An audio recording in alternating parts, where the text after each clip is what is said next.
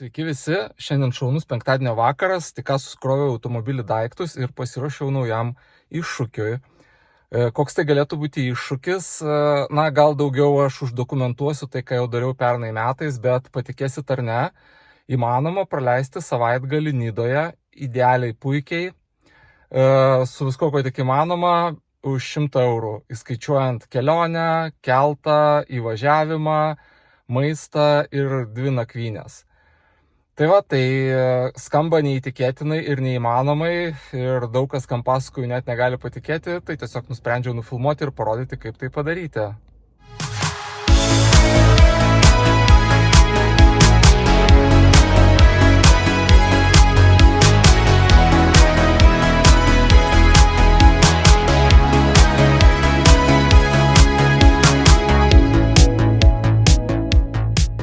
Aš jau Klaipėdoj, iš tiesų laukiu atplaukiančio kelto, dar nepasižiūrėjau, kada jis bus.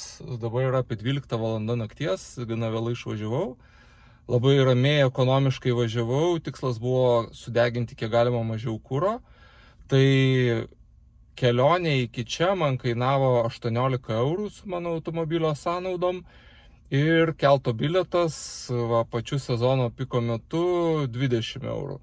Tai šiam momentui taip grubiai išleidau apie 40 eurų, biudžete turiu dar 60, tai šiek tiek kainuos įvažiavimas, dar kažkiek grįžimas ir šiek tiek maistas. Ir iš principo daugiau išlaidų nepatirsiu, tai puikiausiai sutilpsiu 100 eurų. Bet filmuosiu toliau, rašinėsiu toliau ir papasakosiu ir parodysiu apie visas kitas išlaidas, kur pirkti ir kokį maistą pirkti ir ką valgyti, kaip nakvoti ir ką veikti, kad savaitgalis būtų labai turiningas, sveikas, kokybiškas, nežiūrint to, kad išlaidos tikrai kaip pačiam sezono pikui yra tiesiog juokingai mažos.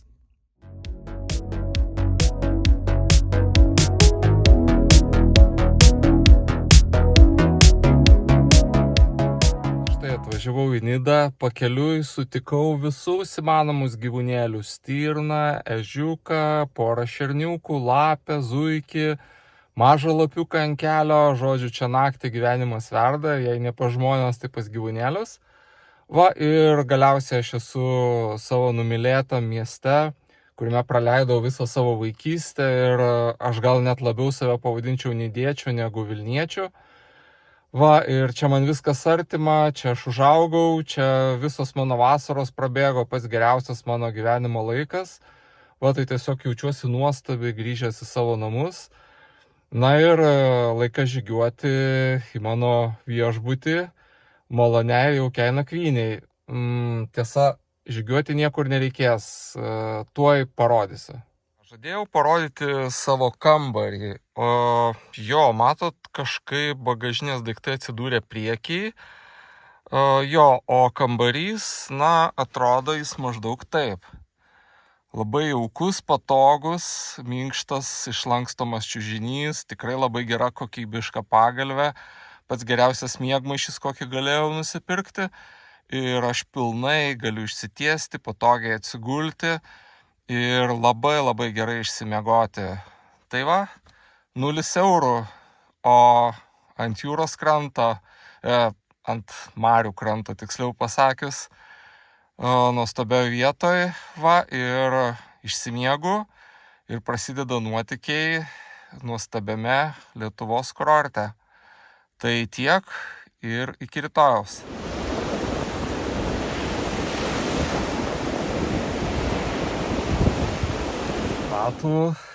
Tokia vaizdingoje vietoje staiga vėl pavirto paprasto automobiliu. Kaip matote, nei menkiausio pėdsako nėra, kad čia buvo patogi lova nakvyniai.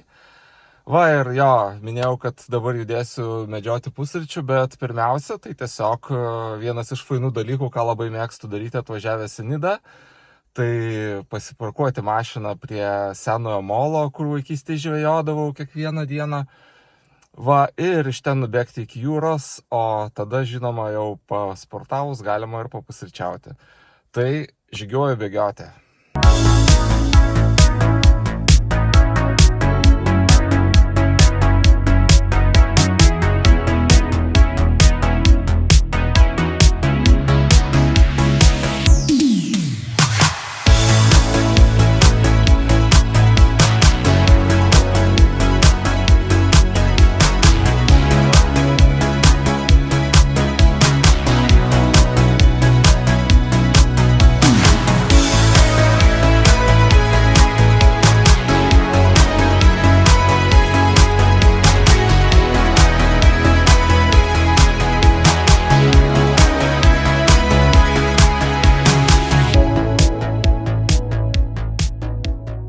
Jau iki jūros, žmonių šiandien visiškai nedaug prie jūros, nes jinai yra tokia vėjuota, banguota.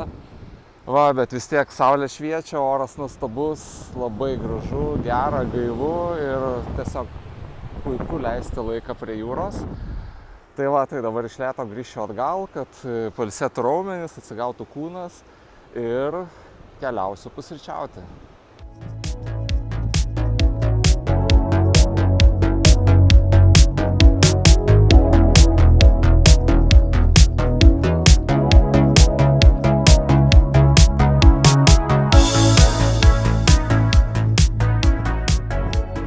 Na ką, susimedžiau savo pusryčius, sutilpau kokius 6-7 eurus, nes viską nusipirkau su akcijomis, toks yra tikslas ir paprastai ryte Maksimai būna labai gerų akcijų po pusę kainos. Tai jo, kai važiuoju ekonominę kelionę, o nori vis tiek kokybiškai ir skaniai pavalgyti, tai tiesiog to ir pasinaudoji. O vieta, kurioje pietauju, yra ypatinga, turbūt vienintelė tokia Nidoj, kur galima atvažiuoti tiesiai su mašina. Va, ir atsidarius langus, ramiai papietauti. Na va, priešais mane pietų vieta, jinai atrodo taip, tai iš principo beveik nesiskiria nuo labai kokybiško restorano marių pakrantėje. Čia yra ramu, žmonės beveik nevaikšto, labai gražus vaizdas ir ramiai sau kokį pusvalanduką galima pavalgyti. Ką nusipirkau, tai vėlgi pigų nereiškia nekokybiška, tai iš tiesų yra granatų sulčių smūfis, kava, šiek tiek baltymų, grūdėtos varškės ir bananas. Va, ir pusryčiam to pilnai pakaks, o dar kažką susimedžiosiu pietums ir manau į 10, gal truputėlį virš 10 eurų sutilpsiu į savo biudžetą. Na štai, veikti pusryčiai už manęs, štai ten matote nuostabų vaizdą į marias. Ir kągi daugiau veikti, oras geras, pasportuota ir pavalgyta, reikia traukti prie jūros.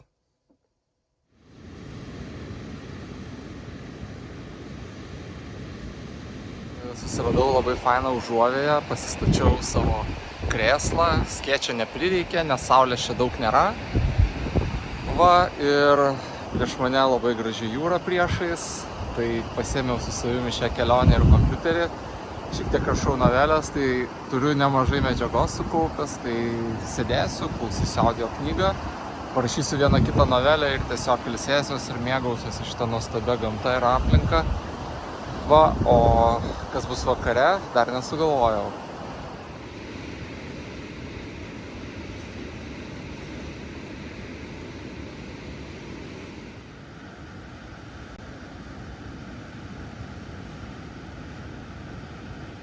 Išsimaudžiau banguotoj jūroje ir pagalvojau, kad visai būtų įdomu tiesiog vakare pavažinėti ir pasivaikščioti po savo mylimas vietas, kuriuose čia praleisdavau visą vaikystę, tai kiek spėsiu, pabandysiu šiandien, likusią dalį aplankysiu rytoj.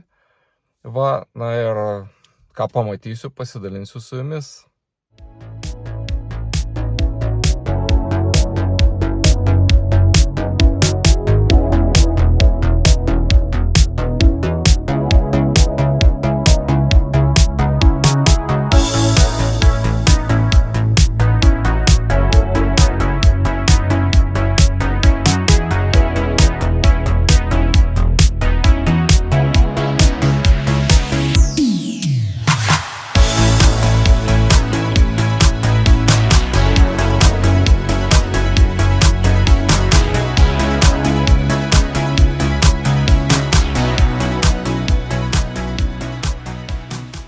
Šeštadienis Nidoj baigėsi, ką spėjau nuveikti, pasportavau, pavalgiau gražioj vietoj, praleidau pusę dienos prie jūros, parašiau novelę, tada dar spėjau išsimaudyti, užvažiavau ant Didžiosios kopos, pabuvau šiek tiek, sutikau saulėlydį ir pasivaikščiau naktiniai Nidoj.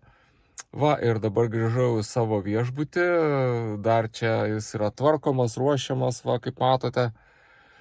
Va, ir tiesiog dabar gerai ir kokybiškai išsimiegosiu, o rytoj matyt pabandysiu pakeliauti po kitus Kuršių nerijos miestelius, va, pasigrožėti jų vaizdais ir vakarop keliausiu namo.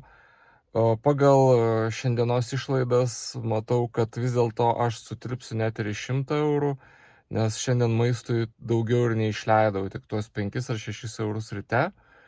Tai va, tas likutis persikelia į rytdieną.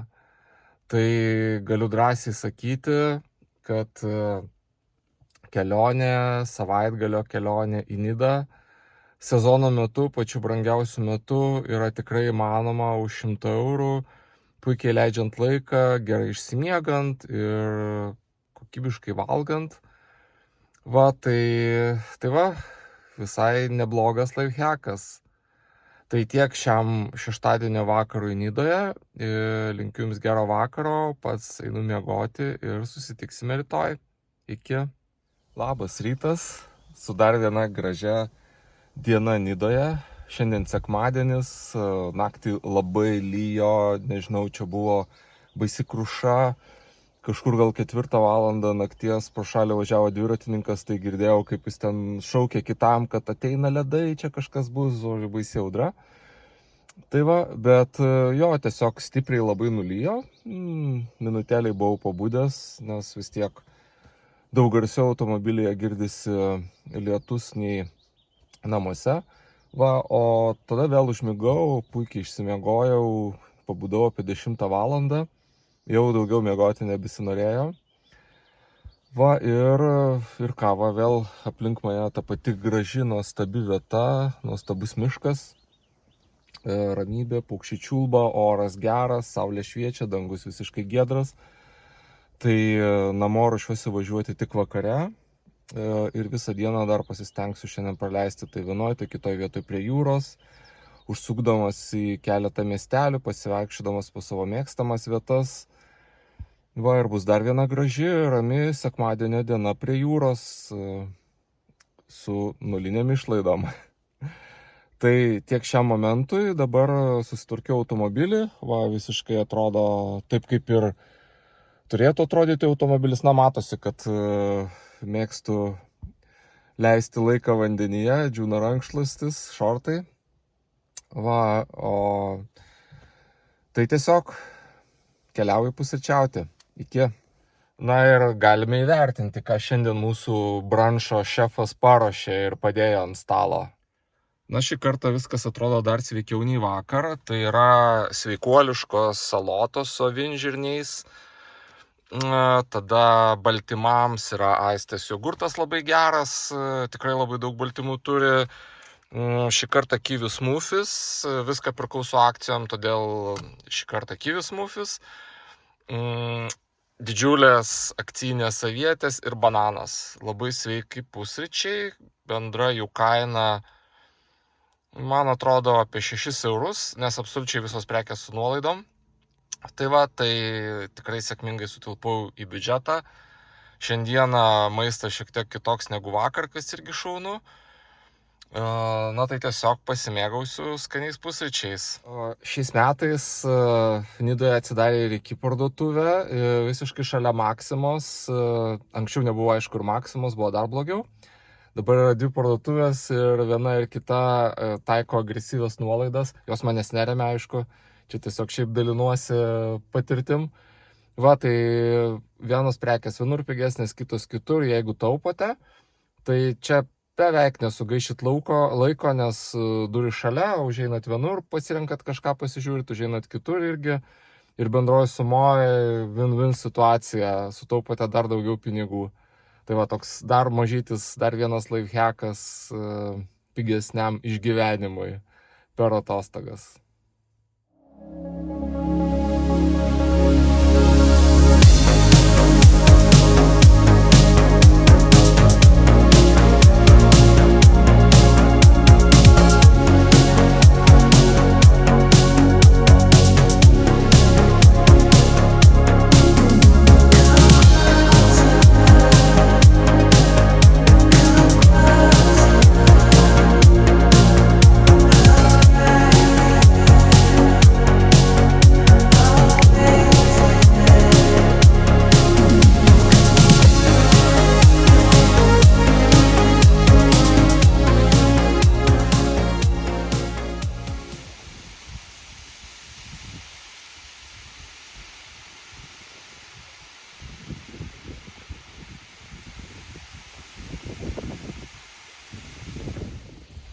manęs matote Preilos pakrantę.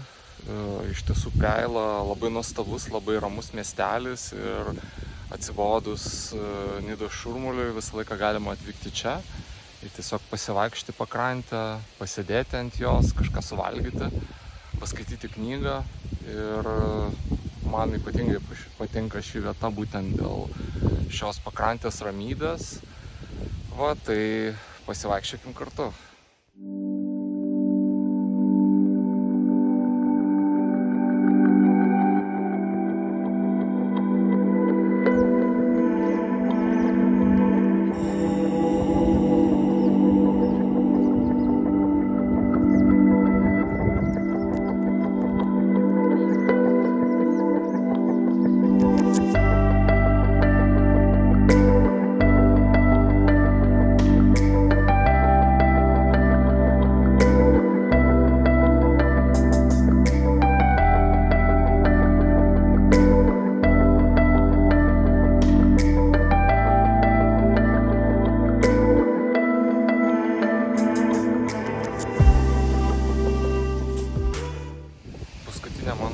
Stotelė yra Pervalka, vieta, kurioje niekas negyvena, tik ilsisi.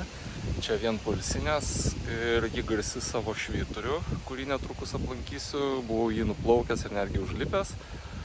Ir jo, šitose poilsinėse kartais gyvendavo labai įdomūs žmonės. Vieną vasarą teko sutikti labai garsų dailininką, kuris ant pakrantės tapė tokius avangardinius paveikslus. Tai jo, dar viena ramybės vieta, kurią labai rekomenduoju aplankyti.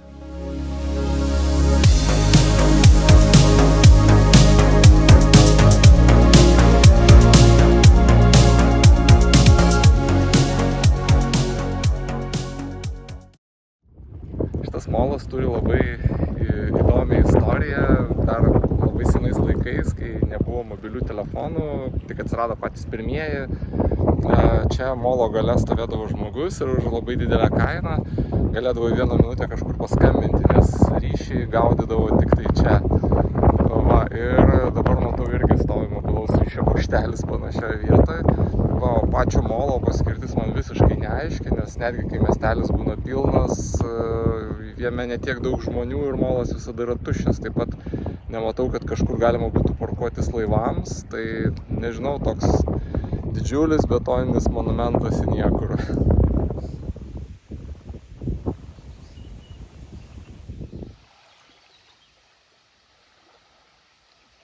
Atžygiavau prie švyturio. Iš tiesų čia yra pakankamai garsi vieta. Ir šita vieta yra vadinama Žirgo ragu ar Žirgų ragu, nes iš čia kryžiuočiai keldavosi į kitą pusę ir į Ventės pilį jų laikais, o pats švyturys yra pastatytas 1900 metais, tai jam jau 124 metai, va, ir vienintelis švyturys šitam pusiasaly, kuris yra pastatytas vandenyje, toks unikalus.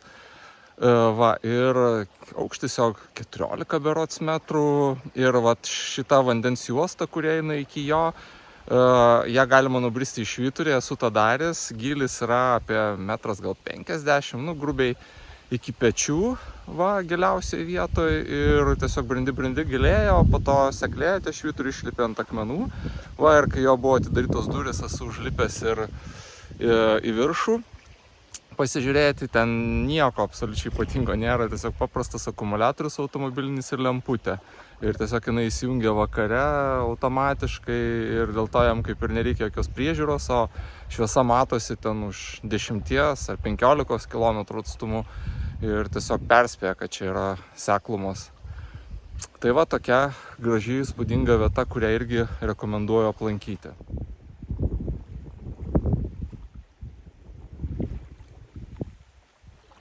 O į kitą pusę nuo švyturio, ten tolumoje matosi negyvoji kopa. Va, ir buvo laikai, kada iki jos buvo galima eiti pakrantę ir čia nebuvo dar draustinio. Vėliau padarė draustinį ir galima buvo eiti tik kažkur turbūt iki to miško, kuris matomas tolumoje. Bet žmonės čia nebevaikšto dabar ir vienintelis kelias pakilti į tą kopą yra nuo kelio pusės. Pakilimas yra padarytas mokamas, tai nėra blogai, nes labai sutvarkyti takai, aptvertas takas į kopą, jinai nebeardoma yra. Va, ir manau, kad sekanti stotelė mano ir bus ten.